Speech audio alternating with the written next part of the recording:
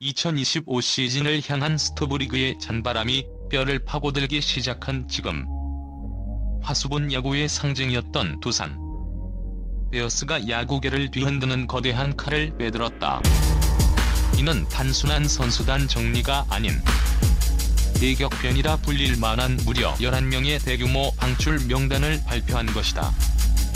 이 명단에는 팬들에게 익숙했던 베테랑의 이름부터 잠재력을 미처 터뜨리지 못한 유망주까지 포함되어 있어 그 충격은 더욱 컸다. 이번 결정은 단순한 성적 부진에 대한 문칙성 인사를 넘어 지난 수년간 팀의 근간을 이루었던 육성 철학 자체가 송두리째 바뀌고 있음을 알리는 단호하고도 냉혹한 선언이었다. 이제 두산은 어중간한 만능 선수가 아닌 확실한 무기를 가진 스페셜리스트와 1군 엔트리에서 명확한 전술적 가치를 지닌 멀티플레이어만이 살아남는 냉정한 승부의 세계로 진입했음을 공표했다. 과연 이 거대한 변화의 바람은 어디서부터 불어왔으며 경랑 속의 곰군단을 어떤 미래로 이끌 것인가? 야수진 대수술 애매함은 더 이상 설 자리가 없다. 이번 방출 명단에서 가장 먼저 그리고 가장 선명하게 드러난 새 시대의 철학은 바로 애매함에 대한 불관용이다. 특히 외야수진을 향한 기준은 그 어느 때보다 명확하고 까다로워졌다. 여러 포지션을 안정적으로 소화할 수 있는 수비 범위, 빠른 발을 이용한 공격적인 주루 플레이, 그리고 경기 후반 승부처에서 흐름을 바꿀 수 있는 대주자로서의 활용 가치.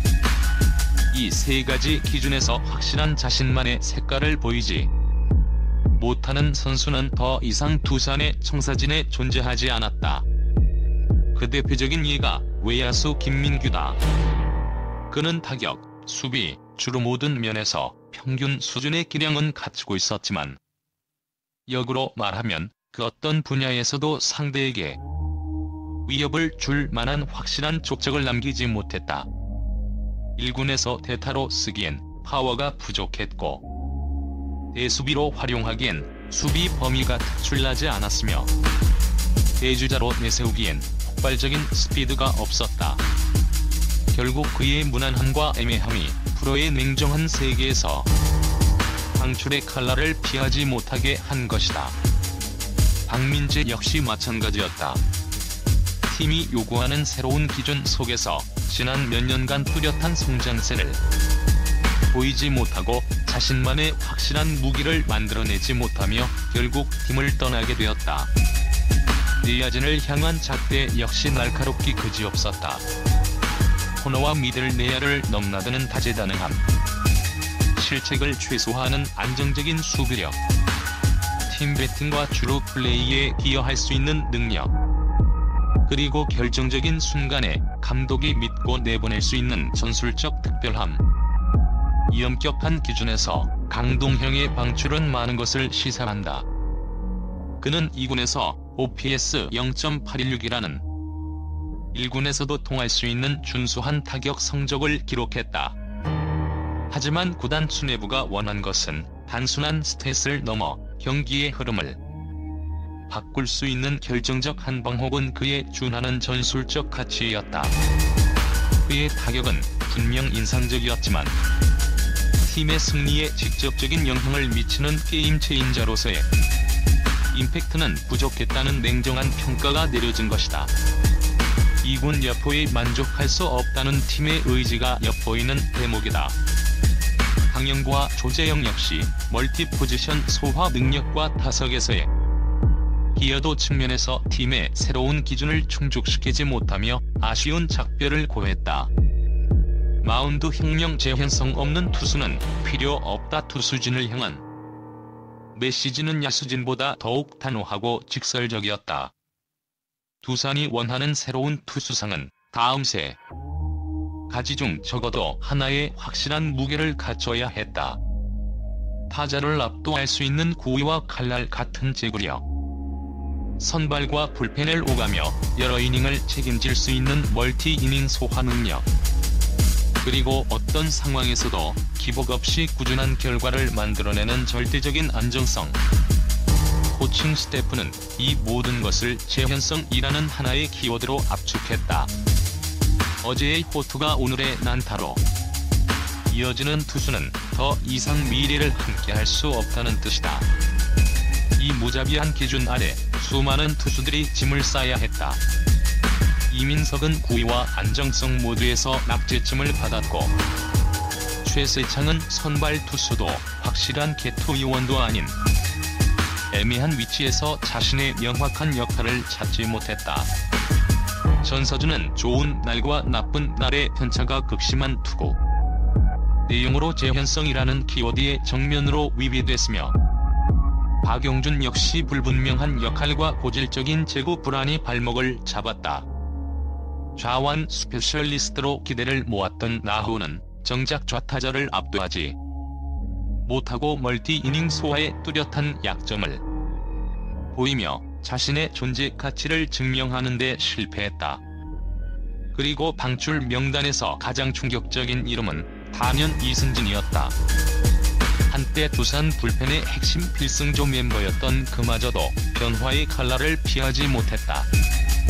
그의 가장 큰 문제는 경기마다 널뛰기를 하는 제구력과 예측 불가능한 경기력이었다. 어떤 날은 리그 최상급 마무리 투수처럼 완벽한 투구를 선보이다가도 다음 날에는 스트라이크 하나를 잡기 위해 쩔쩔매는 모습을 보였다.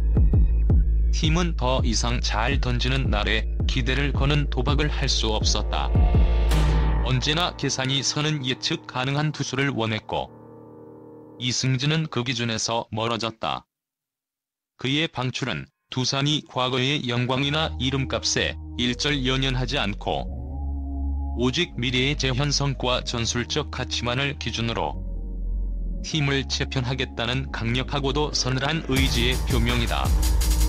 거대한 도박, 두산의 미래는 과연 어디로? 결국 11명의 대규모 방출은 단순한 구조조정을 넘어선 창단에 가까운 철학의 대전환이다.